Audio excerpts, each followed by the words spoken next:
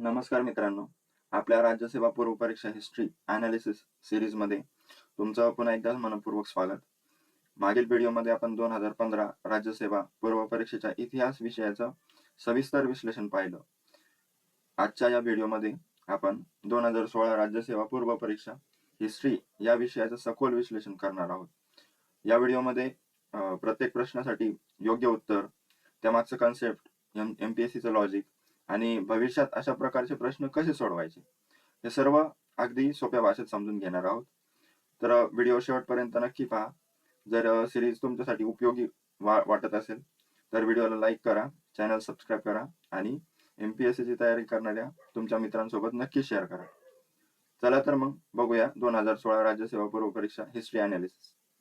प्रश्न क्रमांक 1 डॅश. मात्र अश्मयुगानंतर लगेचच लोहयुगाची सुरुवात झाली आणि मध्यंतरीच्या काळातील ताम्रयुगाच्या खुणाही सापडत नाहीत. तर याचे पर्याय क्रमांक 1 उत्तर भारतामध्ये, पर्याय क्रमांक 2 पश्चिम भारतामध्ये, पर्याय क्रमांक 3 दक्षिण भारतामध्ये आणि पर्याय क्रमांक 4 पूर्व भारतामध्ये. याचं योग्य उत्तर आहे पर्याय क्रमांक 3 दक्षिण भारतामध्ये अश्मयुगानंतर लगेचच लोहयुगाची सुरुवात झाली आणि मध्यंतरीच्या काळातील ताम्रयुगाच्या खुणाही सापडत नाही. तर हा प्रश्न प्रीहिस्टॉरिक इंडिया म्हणजे प्रागैतिहासिक कालखंड या घटकावर आधारित आहे. मित्रांनो, साधारणपणे मानवाच्या सांस्कृतिक विकासाचा क्रम असा लागतो: अश्मयुग, ताम्रपाषाण युग आणि लोहयुग. परंतु दक्षिण भारतामध्ये जिथे दिलंय, दक्षिण भारतामध्ये हा क्रम वेगळा दिसून येतो. येथे ताम्रपाषाण संस्कृतीचे ठोस पुरावे जवळजवळ आढळतच नाही. त्यामुळे अश्मयुगानंतर थेट लोहयुगाचा विकास झाल्याचे पुरातत्वीय पुराव्यांवरून दिसते. याच काळात दक्षिण भारतातील महाश्म म्हणजे मेगालिथ, ज्याला आपण म्हणतो, मेगालिथ संस्कृती विकसित झाली होती आणि त्या संस्कृतीत लोखंडाचा मोठ्या प्रमाणावर वापर झाल्याचे पुरावे मिळतात. उत्तर भारतात हे आपल्याला माहिती की ऑप्शन बघितले आपण, तर पहिला पर्याय उत्तर भारतामध्ये नाही, दुसरा पर्याय पश्चिम भारतामध्ये नाही. तर याचं योग्य उत्तर आहे पर्याय क्रमांक 3 दक्षिण भारतामध्ये. पुढील प्रश्न बघूया. प्रश्न क्रमांक 2 2 कोरड्या रोट्या, 1 पेलाभर पाणी आणि प्रत्येक संपादक याबद्दल 10 वर्षे सक्त मजुरी या पगारावर कोणत्या वृत्तपत्राने संपादक पदाची जाहिरात दिली होती? तर पर्याय क्रमांक 1 केसरी, पर्याय क्रमांक 2 स्वराज, पर्याय क्रमांक 3 वंदे मातरम आणि पर्याय क्रमांक 4 काळ.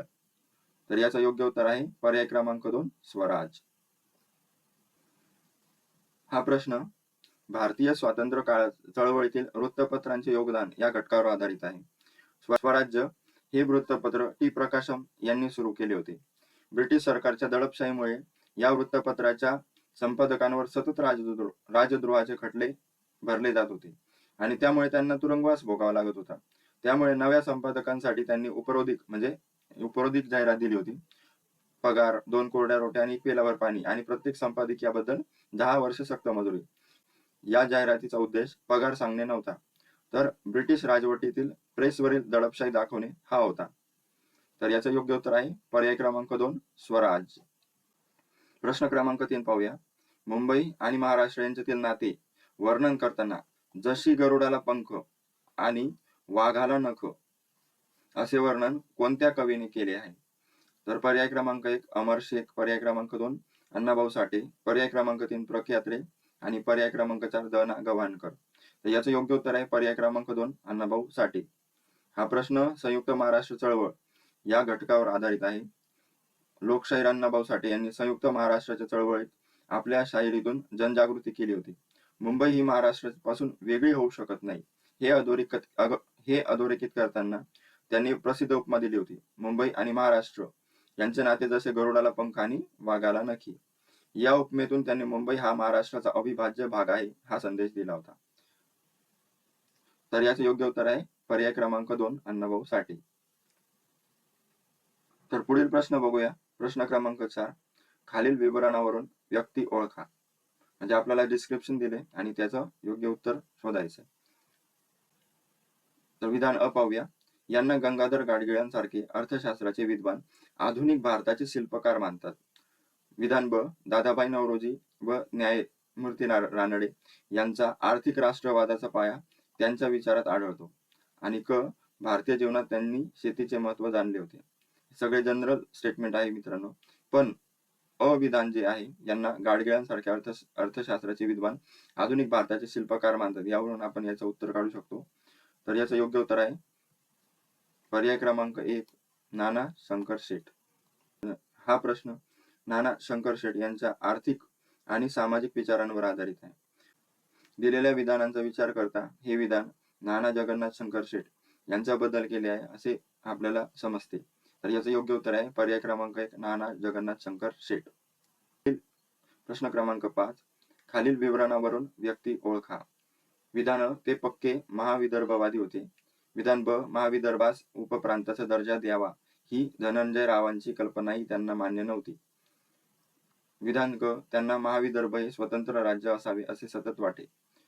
तर याचा पर्याय आहेत पर्याय क्रमांक 1 बॅरिस्टर रामराव देशमुख, पर्याय क्रमांक 2 ग. माडखोलकर आणि पर्याय क्रमांक 3 डॉक्टर मुकुंदराव जयकर आणि पर्याय क्रमांक 4 बापूजी आने.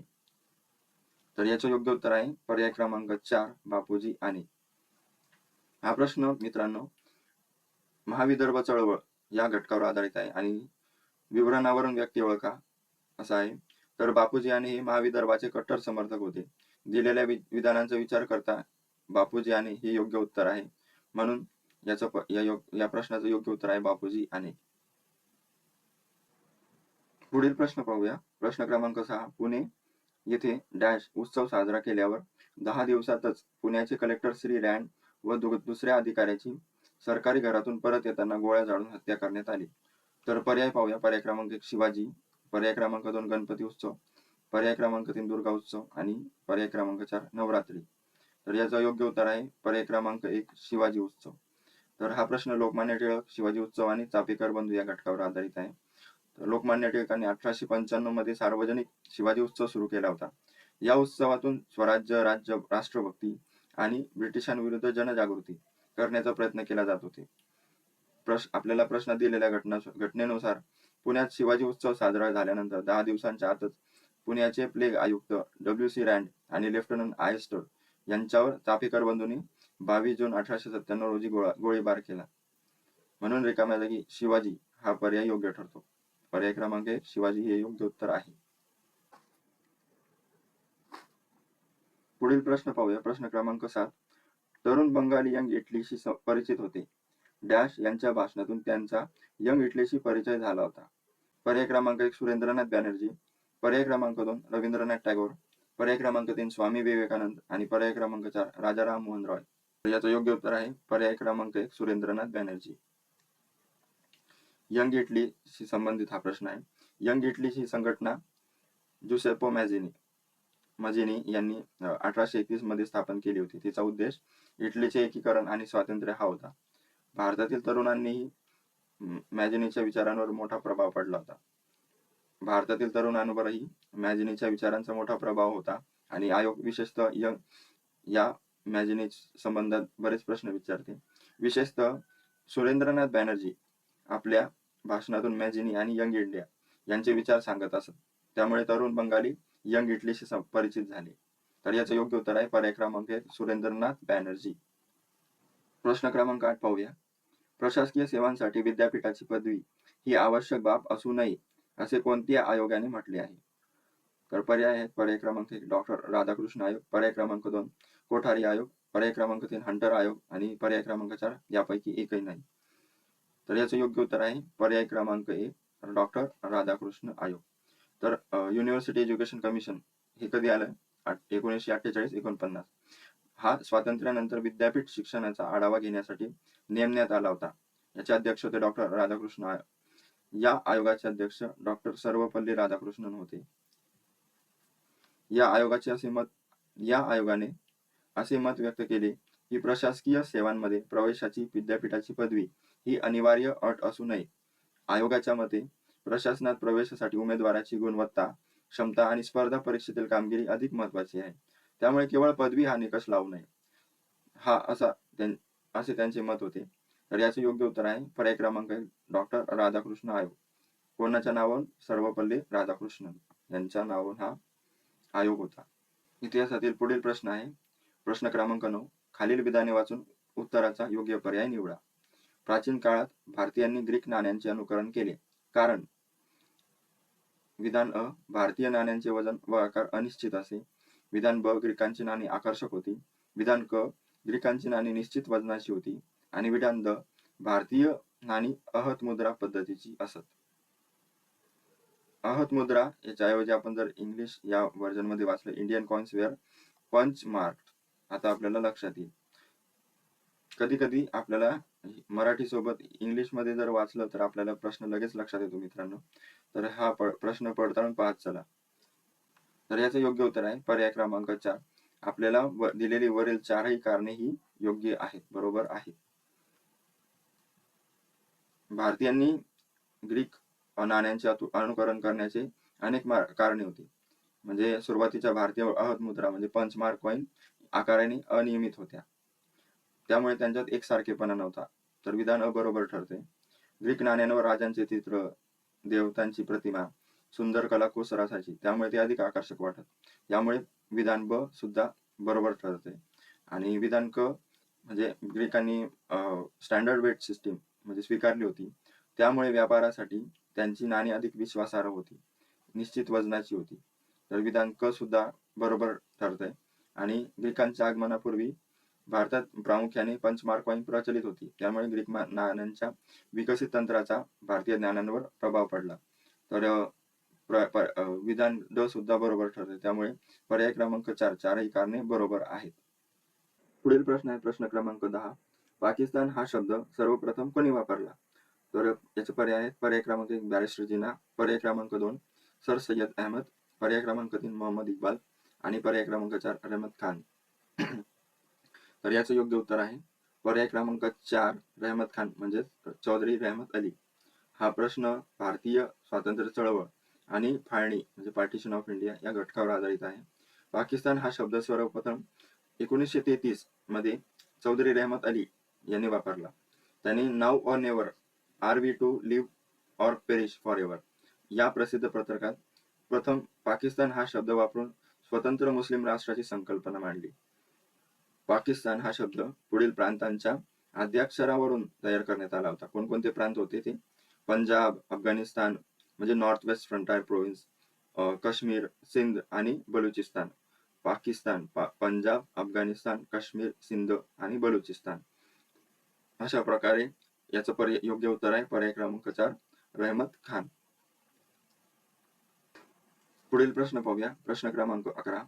ख्रिस्तपूर्व 323 मध्ये बॅबिलॉन येथे अलेक्झांडरचा मृत्यू झाल्याची बातमी आली आणि डॅश आणि डॅश यांनी लोकांना परकीय आक्रमणाविरुद्ध भडकवले.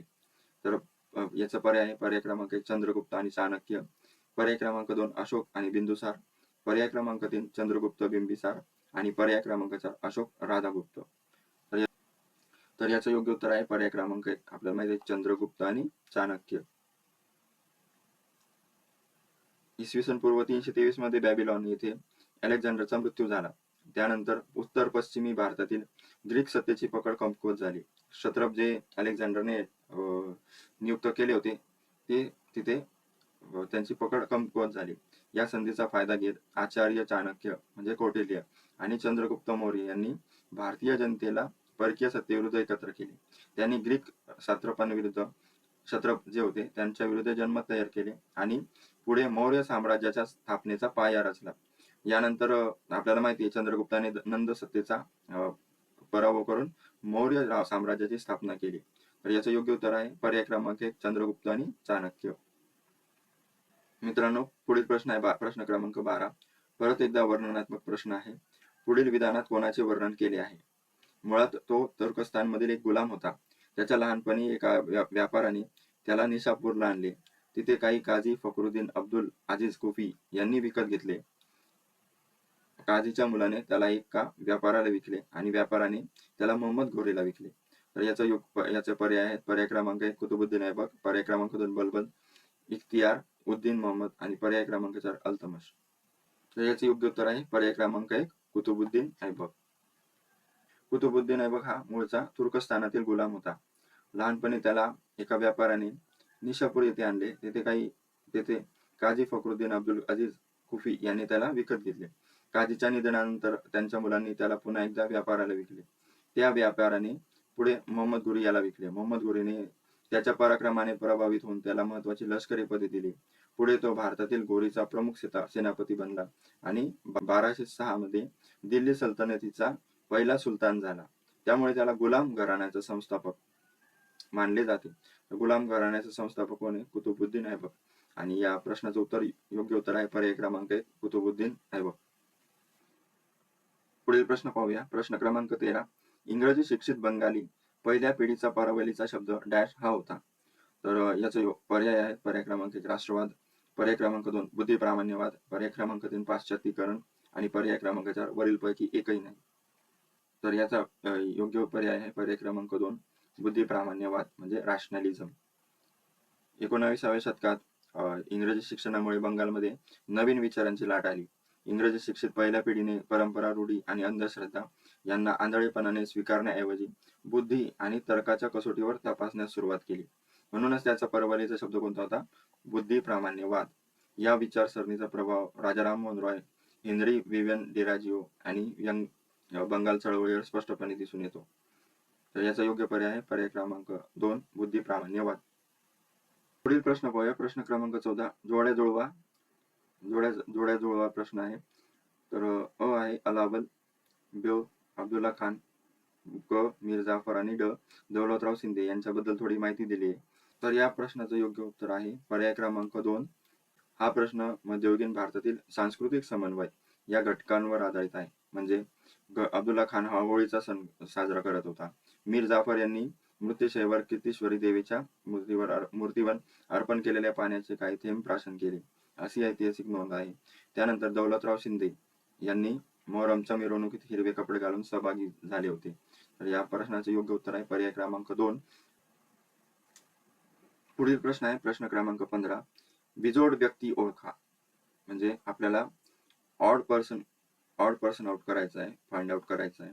तर अ चाणक्य, ब विष्णुगुप्त, क रामगुप्त, ड कौटिल्य, ई विष्णू शर्मा आणि पक्षीन स्वामी यांच्यापैकी ऑड व्यक्ती म्हणजे बिजोड व्यक्ती आपल्याला ओळखायची. तर या प्रश्नाचे योग्य उत्तर आहे पर्याय क्रमांक 4 फक्त क आणि ई. आपल्याला रामगुप्त आणि विष्णू शर्मा हे दोन बिजोड व्यक्ती आहेत. हा प्रश्न चाणक्याचे वेगवेगळे नाव आहेत. तर विष्णुगुप्त चाणक्याचे नाव कोणकोणते होते मग? चाणक्य, विष्णुगुप्त, कौटिल्य आणि पक्षीन स्वामिनी हे सुद्धा एकाच व्यक्तीचे वेगवेगळे नाव आहे. चाणक्य, विष्णुगुप्त, कौटिल्य आणि पक्षीन स्वामिनी. मात्र रामगुप्त हा जो होता हा गुप्तकालीन राजा होता आणि विष्णू शर्मा हे पंचतंत्राचे लेखक म्हणून प्रसिद्ध आहे. पंचतंत्राचे लेखक कोण आहे? विष्णू शर्मा. आणि हा रामगुप्त गुप्त काळातील एक राजा होता. म्हणून रामगुप्त आणि विष्णू शर्मा हे त्या चाणक्याशी म्हणजे संबंधित नाही. त्यामुळे बिजोड व्यक्ती म्हणजे कोण? विष्णुगुप्त आणि रामगुप्त. या प्रश्नाचे योग्य उत्तर आहे पर्याय क्रमांक 4 फक्त क आणि ई. पुढील इतिहासाशी संबंधित प्रश्न आहे प्रश्न क्रमांक 17. भारतातील जलसिंचनासंदर्भात खालीलपैकी कोणती योग्य विधाने सत्य आहेत? तर विधान अ फिरोजशाह तुगलकने सुदर्शन सरोवर बांधले आणि विधान ब पुण्यगुप्तने पश्चिम यमुना कालवा बांधला.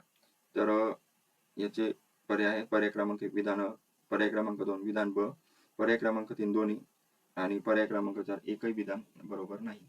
तर याचं योग्य उत्तर आहे पर्याय क्रमांक 4 यापैकी एकही विधान बरोबर नाही. फिरोजशाह तुगलकने सुदर्शन तलाव बांधले होते का? तर नाही. सुदर्शन सरोवराची निर्मिती चंद्रगुप्त मौर्याच्या काळात झाली होती. त्यांची आणि ही कोणी केली होती? त्यांचे प्रांताधिकारी पुष्यगुप्त यांनी केली होती. त्यानंतर अशोकाचा अधिकारी तुषाप ज्याला म्हणतो तुषाप त्याने सुधारणा केली. पुढे महाक्षत्रप रुद्रदमन आणि नंतर स्कंदगुप्ताच्या काळात त्याची दुरुस्ती करण्यात आली. म्हणून विधान अ फिरोजशाह तुगलकचा याच्याशी संबंध नाही. विधान अ चुकीचं आहे. आणि पुण्यगुप्तने पश्चिम यमुना कालवा बांधला हे विधानही चुकीचं आहे. पश्चिम यमुना कालवा आपल्या फिरोजशाह तुगलक याने 14व्या शतकात बांधला होता. म्हणजे फिरोजशाह तुगलकने सुदर्शन सरोवर न बांधता पश्चिम यमुना कालवा बांधला होता. तर याचं योग्य उत्तर आहे पर्याय क्रमांक 4 यापैकी एकही विधान बरोबर नाही. पुढील इतिहासाशी संबंधित प्रश्न पाहूया. प्रश्न क्रमांक 48. सिंधू संस्कृतीतील लोकांनी डॅश पाळलेला होता किंवा नाही याबद्दल शंका आहे. तर कोणता प्राणी पाळलेला नव्हता? तर पर्याय क्रमांक 1 कुत्रा, पर्याय क्रमांक 2 घोडा, पर्याय क्रमांक 3 हत्ती आणि पर्याय क्रमांक 4 उंट. तर या प्रश्नाचं योग्य उत्तर आहे पर्याय क्रमांक 2 घोडा. घोडा हा पाळलेला होता की नाही याबद्दल अजून आपल्याला इव्हिडन्स सापडले नाही, त्यामुळे आपण असं म्हणू शकत नाही की घोडा हा त्यावेळेस त्या कालीन लोकांनी पाळलेला होता. तर सिंधू संस्कृतीतील लोकांनी आपल्याला वेगवेगळे तिथे प्राणी दिसतात, कुत्रा, बैल, म्हैस, मेंढी, शेळी, हत्ती, उंट. पण यांचे पुरावे मिळतात, पण आपल्याला घोड्या संबंधी काही पुरावे मिळत नाही. काही ठिकाणी घोड्याच्या हाडांचे अवशेष सापडल्याचा दावा केला जातो, परंतु ते निश्चितपणे सिंधू संस्कृतीतील आहे किंवा नाही याबाबत एकमत नाही. म्हणूनच सिंधू संस्कृतीतील लोकांनी घोडा पाळला होता की नाही याबाबत आजही शंका व्यक्त केली जाते. या प्रश्नाचे योग्य उत्तर आहे पर्याय क्रमांक 2 घोडा. तर मित्रांनो, आज आपण 2016 राज्यसेवा पूर्व परीक्षा हिस्ट्री मधील सर्व प्रश्नांचे सविस्तर विश्लेषण पाहिले. प्रत्येक प्रश्नामागचा कन्सेप्ट, एमपीएससीने नेमका तो का विचारला आणि भविष्यात अशा प्रकारचे प्रश्न कसे टॅकल करायचे हे समजून घेण्याचा प्रयत्न केला. जर हा व्हिडिओ तुम्हाला उपयुक्त वाटला असेल तर व्हिडिओला लाईक करा, चॅनलला सबस्क्राईब करा आणि एमपीएससीची तयारी करणाऱ्या तुमच्या मित्रांसोबत नक्की शेअर करा. तसेच तुम्हाला कोणत्या वर्षाच्या प्रश्नपत्रिकेचे अनालिसिस पुढे पाहायचे आहे ते कमेंटमध्ये नक्की सांगा.